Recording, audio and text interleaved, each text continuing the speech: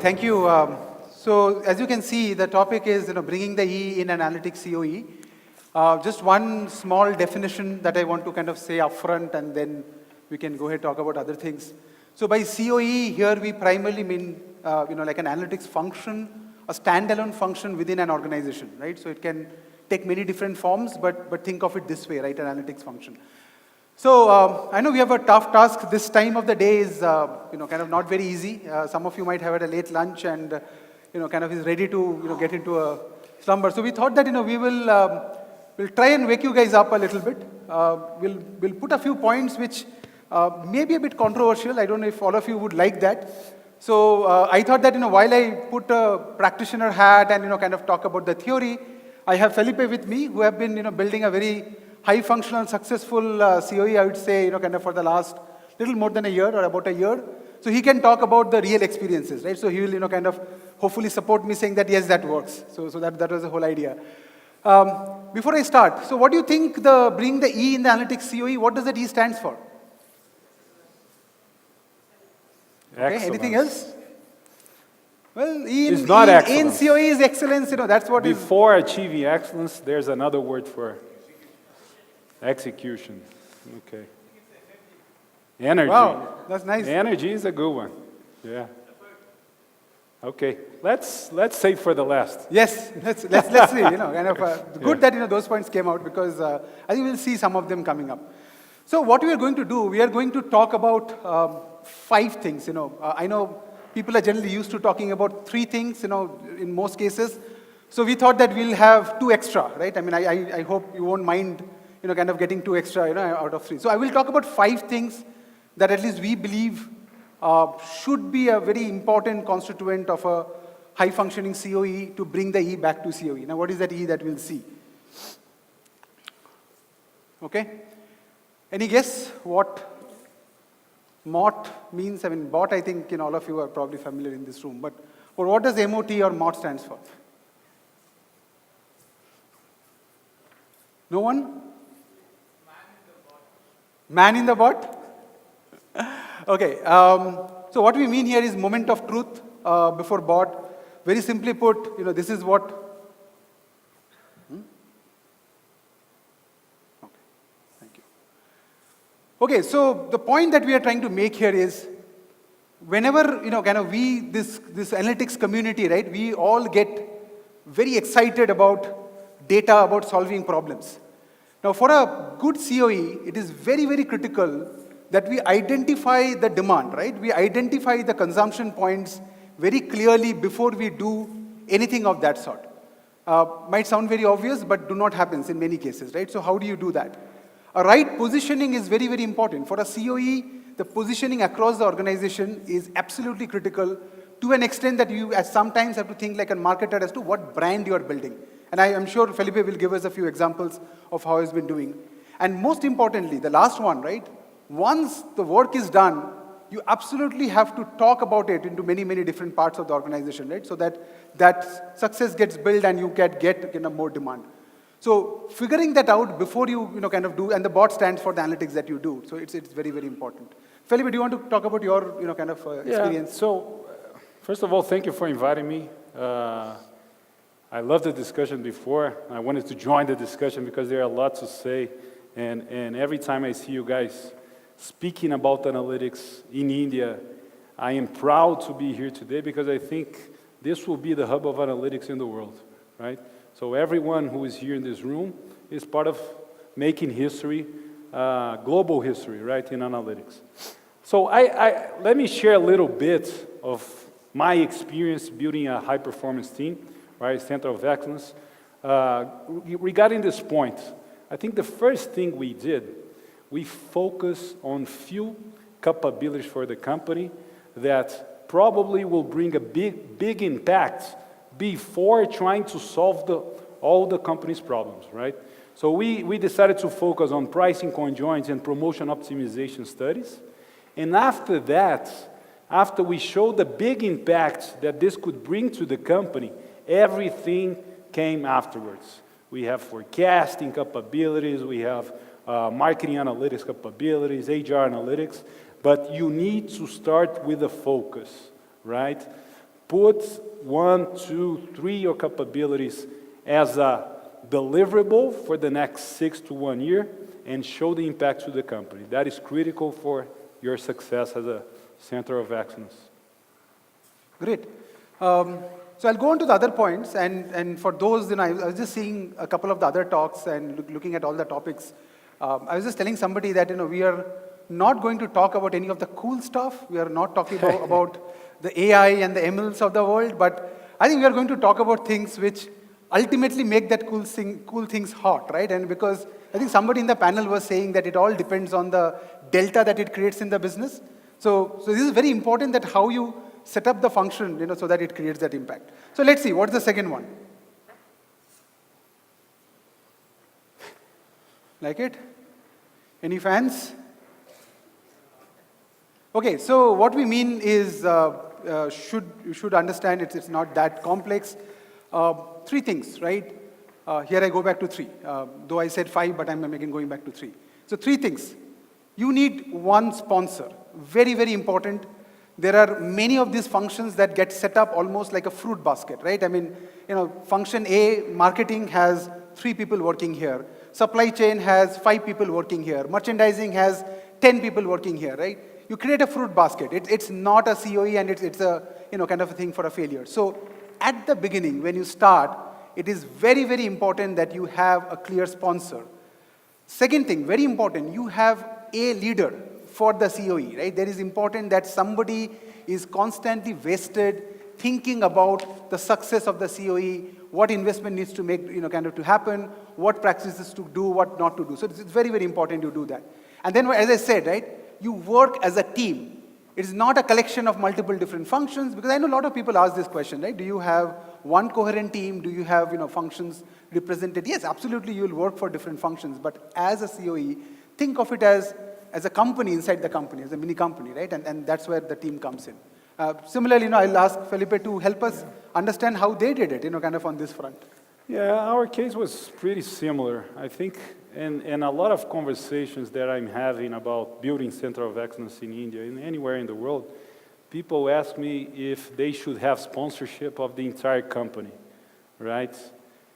I don't think you should wait for sponsorship from the entire company before starting to deliver value.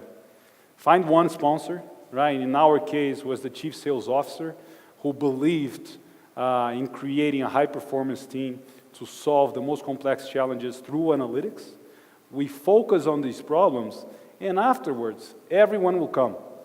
Today, the chief marketing officer, supply, everyone wants to work with us, right? So find one leader in your organization that truly believes in you, and stick to that plan, focus on the short term.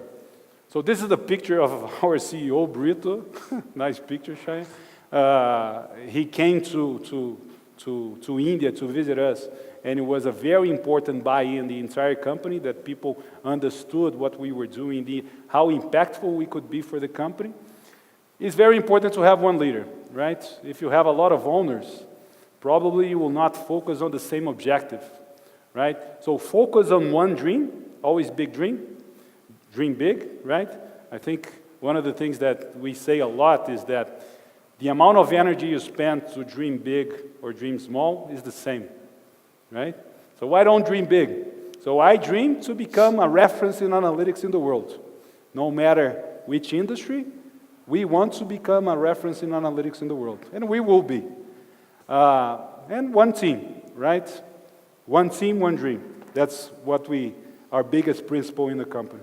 Absolutely. And in case you're wondering, where is the connect and how do I know exactly Felipe will say this, this is what we have been working very, closely, and thanks to Felipe to, make this happen. So that brings a very interesting point.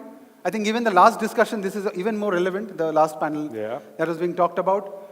So we all talk about pyramid, right? Organizational pyramids, we should have somebody on the top, and then 3 people at the next level, 4 people at the next level. So here is what our, okay, thank you. Okay, talent and experience are not correlated. Very, very simply put, this industry, and we have been talking about, you go to any of these rooms, one of the things that you'll hear, that things are very new and things are changing fast, right? I mean, what was true, kind of just 2 years back, 3 years back is not true today. Something which was like a hot skill, kind of 4 years back, 5 years back, everybody has that today, something else. So experience really do not matter. So look for talent. I can see some smiling faces and maybe somebody who is not as happy, but that's a fact, right? You look for talent. Don't get stuck with experience. It happens many a times, and you always kind of scratch your head. Hire people better than yourself. I know it's like a cliche. It's easily said, but while implementing it, kind of the problem comes. But it's absolutely important that we focus on talent and invest in skilling and upskilling. I think my job is half done by the panel before. We talked enough about skilling and upskilling, but it is imperative, right? That's the only way that we are going to maintain a talented team and keep them going, right? That is very important. And I know this is something that Felipe has already warned me that, if I get talking about this, I can finish the whole thing, so please go. Yeah, so I think this is the most fantastic point of our discussion. And I think it's the biggest... Actually, one point that I thought I'll mention, kind of, which is interesting, because, see, at the end of the day, the point we are making is about meritocracy, right? I mean, it is the talent that you should focus on. It is the merit, and don't go by years.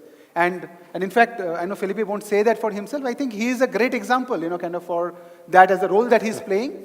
It's not, he's very new to the company. How many years? 3 years? 3 years in the company. 3 years in the company. He's playing a very critical role, sitting here, a global role. Yeah. And that's because, kind of who he is. It's not because of the number of years. So I'm sure he has lot of things to say about it. Thank you. That was not planned. Yeah, so this is a critical point for us. I think one of our biggest principle is meritocracy. One of our biggest principles is meritocracy. You need to have the best people in whatever you do if you want to achieve excellence, right? We cannot focus on the average. We need to aim for good people, talented people. And why is that? I think talented people, they look for 3 things, right? One is meritocracy. They will grow based on their performance, based on their achievements, right? Based on the taking new opportunities, not based on how long he worked for the company, he or she works for the company, not based on a passport, any of these. It has to be about performance. If you have to promote someone with 1, 2, 3 years in the company, do it. That will set the example, right? So one is meritocracy. The second one is informality. Informality is not the way how you dress, but is to have an open environment that you can reach out to the leaders of the company to express your opinions, right? To ask for feedbacks. In our office, we don't have closed rooms, right? I sit next to the entire team, my direct reports, with my manager. Everyone can approach you anytime, right? This is informality. And the third thing is we need to be candid. Talented people, they want to give you feedback, and they need to have constructive feedback. That's how you grow, as an individual, as a professional. So I think for you to build any high-performance team, focus on excellence, right? This is the biggest point for us, and talent attracts talents, right? And one of the things I was just linking this conversation to what we are doing here, and when I say that India is becoming a reference in analytics, why is that? Because we have great companies here. It's not only the captives, but the service providers. Great companies, successful companies, attracts the talents to the city. Think about this for your company as well. Have always the most talented people to push you. I always recruit people who can become better than myself. And I have a few of them over here. These guys will be way better than me in a few years, right? So that's the biggest advice I give to you all. Okay. Sorry, I take a lot on this. No, that's okay. We are doing good. Not an issue. Okay, so those are the first three points. Innovate or perish. Again, I know we keep talking about innovation a lot. I'll just give, kind of 2 cents on that from what we have seen and from our point of view. Many a times, I think we confuse, innovation by doing a big bang, kind of a big thing. Unless it happens, I'm not innovating. What we mean here is that, can you constantly think about doing new stuff? Can you constantly think about new way of doing the same thing? What I did yesterday, is it, kind of something that I'm improving on top of that? I think it's a question of a mindset. It's more of a mindset than actually, kind of what happens, right, on the ground. Okay. It takes 3 times, see? It also takes 3 times to make that happen. So very clear, right? Today's wow will be, kind of tomorrow's baseline. I mean, I already talked about that. Something that I've done today and kind of, something that I did today, which everybody is saying great about, tomorrow will become, and it's Monday and it's the same thing. So do you want to get stuck there? Because we see many of the COEs, while they start with a bang, they probably, kind of in 2 years becomes, not so interesting, right? I mean, and the whole reason is that this mindset is not there and this is not happening. No matter, I'm sure many of you will agree with me, that there is always a crunch for time. There is so much to do, so much of my regular deliverables are there, right? I mean, how will I innovate? It really do not matter. It really do not matter. If you have, 10 hours a day, kind of spend 2 hours on that. If you have 10 people to work on that, have one person focus on that. I think it's a question of how consistent you can be on that. You can always find time to do something better and interesting. So reserve, kind of a certain portion of your effort on what I'm calling as innovation. It could be incremental innovation or any of those terms. And create multiple idea outlets. Another big problem that typically happens is that we feel that if I build a great team, we attracted great talent, innovation will happen automatically. It will not happen automatically. You can kind of keep it with me. It will not happen automatically. You have to make effort for innovation to happen. And we can hear from Felipe. They're doing. We have thought of various things of how these kind of outlets can be created. But you have to create outlets. Yes. That's the point, right? I mean, the innovation has to be part of your DNA or your journey. Yeah. I think you have some great examples. So. Yeah, I think if we don't foster innovation, the attrition will be very high, right? We were talking about attrition in the last session. If you don't encourage these talented people, some of the brightest minds in the world that we have in India, to think about the most complex challenges, think out of the box, think is not only about innovating what we have, but creating new things. So some of the things that we are doing, Shire, of course we have hackathons, but we have one day that we call Moonshot Day. So everyone stops what they're working on. They don't focus anymore on the problems, on the deliverables, on the deadlines, and they collaborate to think about new solutions for our problems, or to innovate the things we are doing, or create new capabilities, right? This is very important. Another thing that we do is we provide opportunities for our employees to go to the business, to go to universities, not only in India, but also abroad, right? So we have a close partnership with MIT in Boston, that people goes there, work in a project with professors, with PhD students, to think about the next big thing. This is critical for any high-performance team, and especially for the profile that we have in our company, and you guys have data science in data science roles, right? This is critical. Great. Okay, so that brings to our last point, and as soon as it comes up. Okay. Okay, so the point is very simple.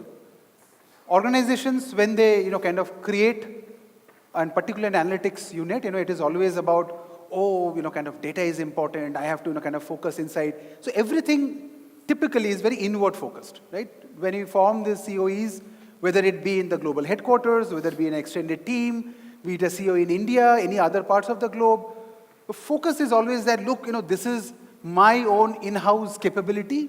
So it has to be, kind of completely bounded inside. Everything has to happen here. The point that, kind of we have realized and we have been practicing with, kind of with many other organizations, and Felipe's organizations have done a great job on that, is how do you, kind of collaborate? In today's world, it will be foolish, right, if we only focus on what we can do and the best that we can do, because it will always be, kind of stuck at some point, right? And as he says, the best thing happens at the edge. It do not happens kind of in the center or the inside. So how do you get to the edge? There are so many ways to collaborate. There are academic collaborations. I think Felipe already mentioned about one, but there is great work happening in academia.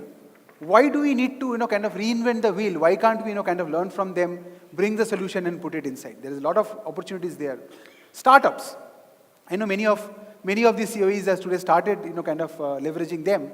But as the world is changing, there are new, kind of solutions, new ways of doing stuff coming up every day. Now, it will be, kind of, almost impossible for any such organization to build everything in-house, right? I mean, I'll do everything myself and I'll build it. It will not happen. So why not, kind of leverage kind of startup? And industry partnerships, there are others who are doing similar stuff. As long as it is not conflicting, as long as it is not competitive, why not, kind of come together and find newer ways of doing stuff? I know we talked about attrition. I'm sure there are 3-4 different players. They all, have the same problem. How many times we come together and talk about it to find common solutions? So the point is that, there has to be an environment of collaboration. You cannot be just doing it alone, and in today's world, you absolutely cannot do it. Right? Would you agree, Felipe, on that? No, I fully agree. And I think this is a brilliant picture. Most of these guys are here in the audience. Somewhere. Right? Nitin from Walmart. Kaushik is here tomorrow, Dinesh will come. Yeah, many others. But one of the things that we are trying to foster is collaboration with other companies, right? Why don't we work together in a problem to find a solution? Why reinvent the wheel, right? Why not to work with startups to develop something together, right?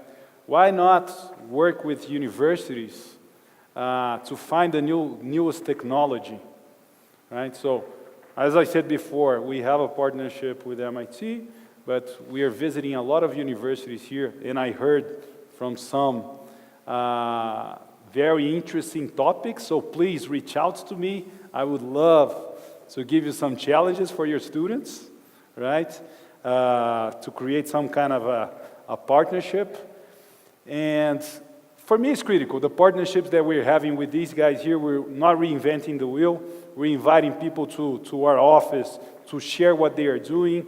We're coming to their office, right? Bringing the stakeholders from all over the world, from GHQ, from the zones, to see the ecosystem here. It's such a rich ecosystem, right? If we can help each other, again, Bangalore will be a reference in the world, right? Make it happen, guys. This is up to us, right? And going back to high-performance teams, to dream, right? We should all aim that to make Bangalore the reference in analytics in the world, right? And if we can collaborate on that, that'll be amazing. Good. So people who are listening, kind of whom to reach out to if you have good ideas to collaborate on. Okay, so that brings us to, almost to the end of it. So only suspense is what is that E that we are referring to, and it is very simple. On the turn of 3, yeah. No, this time it is not happening. You should have asked before if they would guess. Okay. Yeah, okay. But by now people should have guessed, right? Okay, so so the belief is that, the E in that part of the COE, there has to be an entrepreneur in you to really make a high-functioning COE. Because if you, kind of heard what we have been talking about, we are talking about everything that any startup, any organization kind of goes through. In fact, I was telling Felipe that, it's no different from a startup. It's true that InBev is a large company, but inside that, what he is building is just like any other startup. He has to start from figuring out sources of demand. He has to start, kind of thinking about, kind of how to create the supply, how to create the talent, what capabilities to go after. So everything, kind of comes like what an entrepreneur will do for their own company. So if we can have that mindset built into the people, then no one can stop us from, creating that COE. So I'll just summarize, right, the 5 points that we talked about.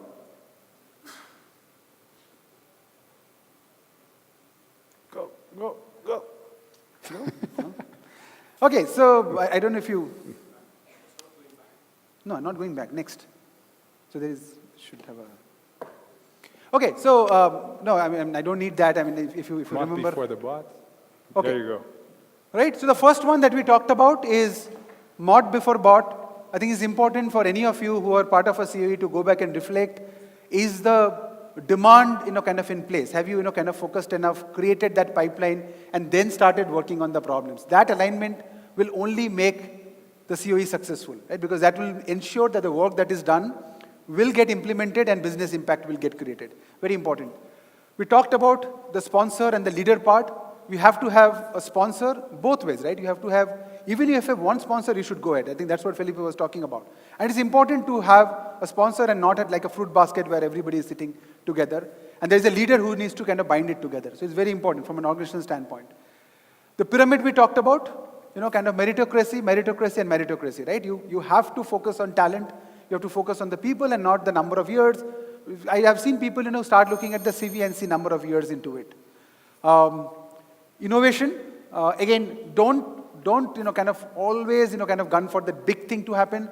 Look at incremental innovation. They talked about a nice thing, right? I mean, just come together, brainstorm on newer ways of doing stuff. I mean, you know what will create. And then collaborate, right? Collaborate with the ecosystem, collaborate with academia, collaborate with the startup, kind of the world. It's a fantastic thing. So that is pretty much, kind of what we felt that, how we can bring the E back to COE so that, kind of we really have high-functioning COEs and see newer things happening in. Thank you. If you have questions, more than happy to answer for both of us. This is the interesting part, the questions. Do you want to put the lights on to see people who wants to ask questions?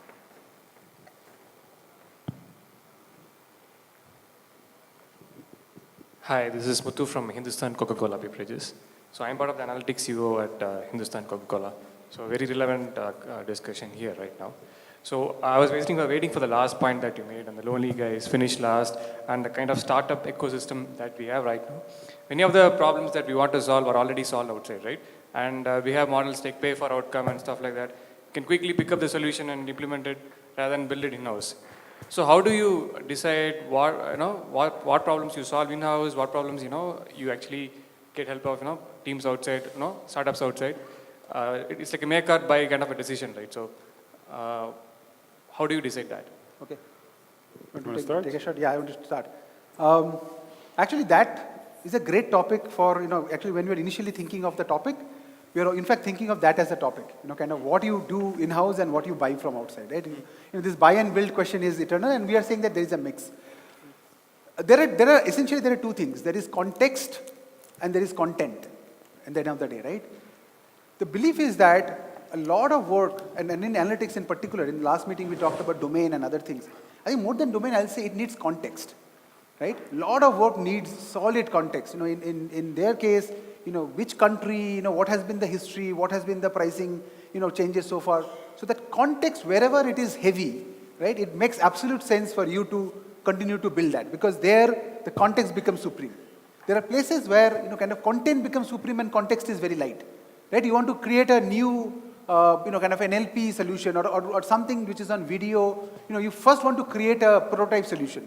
That kind of, there are people who are experimenting on that and doing that on a daily basis. So why don't you bring that in and then put the context with your people? Because, you have to then contextualize and make it happen. So keep thinking about the context and the content and see which is heavier. If the context is heavier, kind of content is relatively light, it makes perfect sense for you to do it.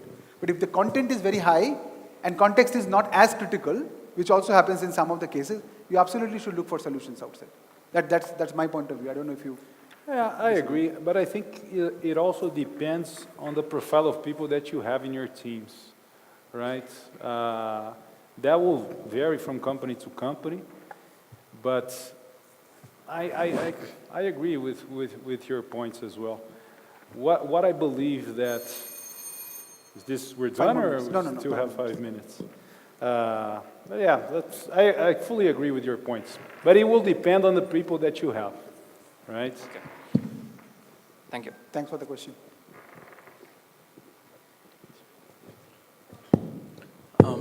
I'm from a largest manufacturer in South Asia. So we kind of built a COE, as you explained. We are happy to hear your thoughts that we came a similar road. We started with HR. 2 years back, which is HR. Yes. So over 2 years, every other function voted analytics. So now we have a huge demand. But some of the functions are trying to cut short the journey, do it faster. So they bring consultants, teams from outside, which my question is, how does our team react to that? How do we take it, and how do you take it and keep calm on the... So this will always happen. The business will always want to go somewhere to do it faster, right?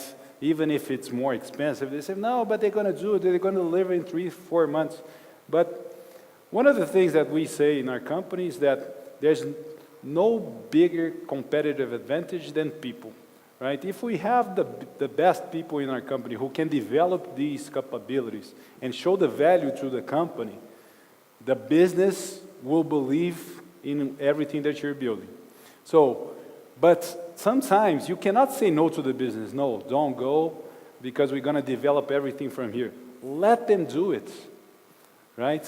They will also, it's like an explore capability for you. The business is going after knowledge, bring that knowledge, internalize the knowledge, and then scale up. What you cannot do, and for us is critical, is to rely on third parties forever, right? But why not? Go with a vendor, with a partner, with a startup, develop the things, and then think about the next big thing, right? But I wouldn't say no to the business. No, don't do it. I'm going to do it all. If you have a huge team, maybe, but, right? That's my No, that's a great point. yeah. Just keep cool. If you have a problem, kind of keep doing it very well. Business will take notice. That's what, And by the way, let's partner on HR analytics, because we're doing that as well, right? Thank you. Okay. Good. I think somebody here has a question. You go ahead. Hi, I just want to, the question is like, how would you validate the skills of a startup when you are doing partnership with that particular startup? Yeah, I mean, there is no, kind of obviously magic wand around that. And anyway, you are doing, prototypes. So why do you need to validate? You are not essentially committing into anything long term. If somebody has come and said that they have a solution, all that you need to do is give them an opportunity to show you that solution. Now, if you have 10 such alternatives within that, that's the judgment that you need to apply, right? I mean, you need to understand what they have. You need to ask them to speak. You need to ask them to show some of their examples. That's how it will go. I mean, you don't need to kind of, I'm saying, over worry about their skills, because you're not getting into any long-term contract with them right away, right? You are definitely doing a proof of concepts. If the thing works well, then absolutely go ahead and see, kind of what happens to IP and how you go ahead together. But that's what, these accelerators are typically doing. By the way, I just noticed one thing before your question, I'm sorry. So for those of you who doesn't know what AB InBev is, so everyone knows Budweiser, right? Budweiser. So, right, Budweiser, Stella, Hoegaarden, right? We're the biggest beer company in the world. So analytics, everyone asks me something about, so how analytics will make a difference for the company? So analytics will transform our company, right? And will transform any company in any industry, and we need to be ready for that, right? So encourage you guys, if you guys are looking for a nice company to work with, talk with us. I think Just selling a little bit. I think we have time for a last question. Can you go down to No, one? we have So- still. COE versus non-COE, what is the right model as per you? I understand there are a lot of positives which come with COE, but there's always a gap from like working directly in front with the business, who are the front-end guys. So there's a lag in terms of decision making, the analysis you will do, rather than a guy sitting next to the sales guy or marketing guy and churning out for you. So Yeah. which is a better model? No, so you need not choose one over the other, right? So you know the advantages of a COE. So create that hub, but have your, kind of tentacles in the business. And there are people who are innovating very nicely on that, right? You have, and you are right, there are certain things that needs to happen closer to the decision point. In fact, Felipe will say he has part of his team who sits in various regions and close to the business units.